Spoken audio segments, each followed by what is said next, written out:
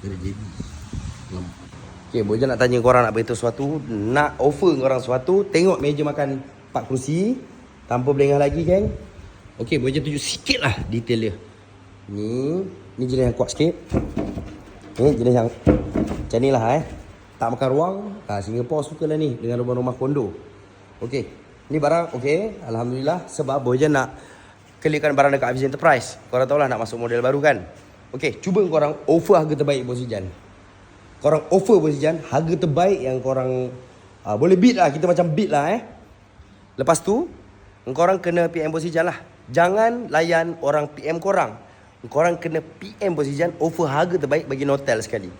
Bos Ijan nak tengok berapa nilai benda ni patut dekat mata korang. Macam ni barang dia. Borak kayu yang macam ni saja Bos Ijan nak tengok. So Bos Ijan tunggu malam ni.